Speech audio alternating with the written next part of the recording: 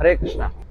శ్రీమద్ భాగవతం 6వ స్కందం 15వ అధ్యాయం 3వ శ్లోకం. యథా ప్రయాంతి సంయాంతి శ్రోతో వేగేన బాలుకాః సంయుజ్యంతే వియుజ్యంతే తథా కాలేన దేహినః.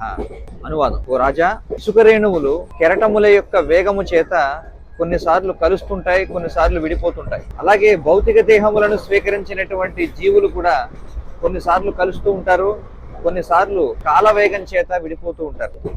ఏ విధంగా అయితే నదీ ప్రవాహం కారణం చేత కొన్నిసార్లు చిన్న చిన్న ఇసుక రేణువులు కలుస్తూ ఉంటాయి, మళ్ళీ ఆ కెరటముల యొక్క వేగము చేత విడిపోతూ ఉంటాయి. అలాగే కొన్నిసార్లు కాల ప్రభావం చేత భౌతిక శరీరాలను స్వీకరించినటువంటి జీవులు కలుస్తూ ఉంటారు, విడిపోతుంటారు. ఇదే ఉదాహరణను మనం రైలు ప్రయాణానికి కూడా వినియోగించవచ్చు. మనం రైలు ప్రయాణం చేస్తున్నప్పుడు అనేక మంది ప్రయాణికులు కలుస్తూ ఉంటారు, మళ్ళీ వారి యొక్క మజిలీ రాగానే, వారి యొక్క సమయం రాగానే వారందరూ మళ్ళీ వెళ్ళిపోతూ ఉంటారు. అందుచేత ధీరుడైనటువంటి వాడు తాత్కాలికంగా మన జీవితంలో కలిసేటువంటి అనేక మంది వారు విడిపోయినప్పుడు కలత చెందకుండా మన జీవిత లక్ష్యం ఆ శ్రీకృష్ణ భగవానుని చేరుకోవడం అనే లక్ష్యాన్ని ఎప్పుడూ కూడా మనం విడిచిపెట్టకూడదు. తాత్కాలికమైనటువంటి మార్పుల వలన మనం ఎప్పుడు కూడా ఆధ్యాత్మిక జీవితంలో కలత చెందకూడదు. సంపూర్ణ సమాచారం కోసం శ్రీమద్ భాగవతం చదవండి. హరే కృష్ణ.